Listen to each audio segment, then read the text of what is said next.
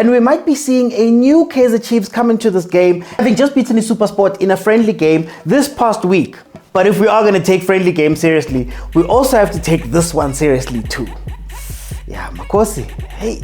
Ladies and gentlemen, the PSL is back. No more Euros, no more internationals, no more boring weekends. The teams we love are back at it in what is now called the BETWAY Premiership. And since it's a betting company that is sponsoring the league, what better way to speak about the opening than to look at the odds, make some predictions, and join me, your host George Mokwena, on Overthinking the Odds. Let's talk about the games that are happening this weekend. The first of this weekend's games is going to be Cape Town City taking a trip to Harry Gwala Stadium to go visit Royal AM. These two teams were on opposite sides of the PSL, with one being number 5 and the other one finishing 13th. The last time these two teams met was the 10th of March 2024, where Royal AM claimed a shock 2-0 win versus City, the same City that ended Mamelodi Sundowns' invincible run on the last day of the season. What you need to know is that Royal AM is still transfer banned, which means that we're going to see more or less the same John Maduka Royal AM that we saw last season. Cape Town City has the slight upper hand of having played some competitive games in the MTN8 versus Orlando Pirates, so they should be fresher, they should be more on point during this game. Mokocho is going to be tough in the midfield, and Rhodes showed that he can be a game changer here and there. The big problem with Cape Town City is that they lost their main striker, with Khanye going over to join CR Belowi's dad. So while the betting companies also give Cape Town City the edge, I will agree, but I'll say that it's only going to be a 1-0 win to kick us off. Sorry to interrupt this video, but I need a little bit of your help. If you're watching this on YouTube, you can probably see my subscriber count. And if you can, I'd be very grateful if you would subscribe. That is actually the best way to support this channel, because the bigger that number is, the better it looks to potential guests and other brands and companies that I will approach for sponsorship. It may seem like a very small thing to ask for, but it actually helps with all of this. Thank you very much. Let's get back to the video. Next up, we're going to be hoping that Kaizer Chiefs doesn't have any flashbacks of the 4-0 loss that they suffered versus Yanga when they go to the Toyota Stadium to go face the Marumo Gallants. Marumo Gallants, as we know, bought the status of Imoroka Swallows, but they had finished number 11 in the NFD. Kaizer Chiefs, on the other hand, was number 10 in the PSL.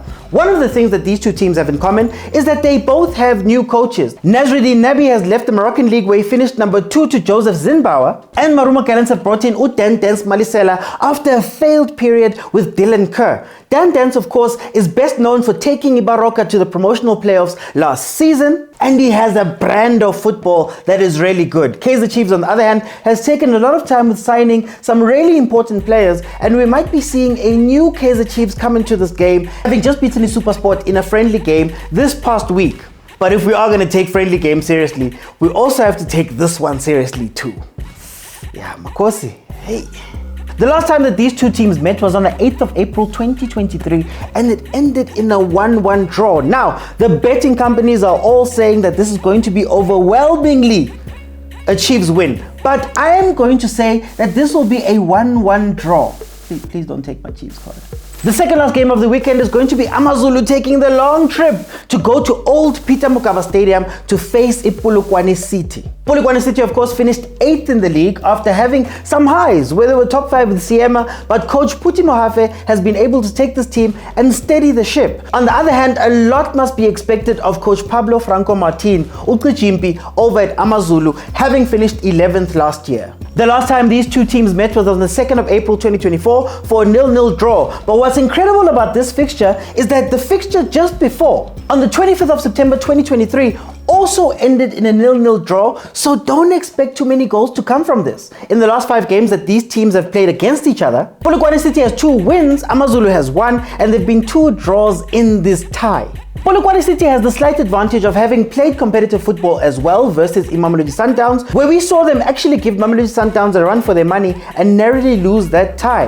And of course, they have that man who scored 2 goals for bafana just a couple of days ago, Oswin Apolis, who I think is going to be a difference maker in this game. But standing in his way has to be Veli Motwa, who also similarly represented Bafana in the past week, but his games were a lot more messier and he had some bad days.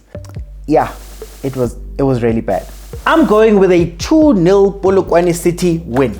And lastly, we have the Rockets, TS Galaxy, heading on over to Kings Welitini Stadium to face Richards Bay. TS Galaxy finished 6th in the league last season, and Richards Bay, well, let's say they needed to go out and win a playoff tournament in order to stay in the league. Since then, Richards Bay has gotten a massive new sponsorship and also gotten rid of Coach Kanu and choosing to replace him with Coach Braki's Brandon Truta. The last time these two teams met was the 9th of March 2024, and they drew 0-0. And the game before that, on the 1st of October 2023, they drew again 1-1. In the last 5 games, 1 win has gone to Richards Bay, 1 has gone to TS Galaxy, and 3 games have been drawn by these teams. One of the tough parts of the game for TS Galaxy is that they've lost one of their key players in Umujela, who's gone on to join Stellenbosch. But they've seen the emergence of young stars like young Puso Ditejani, once a ball boy and now putting balls into the net, even against his former team.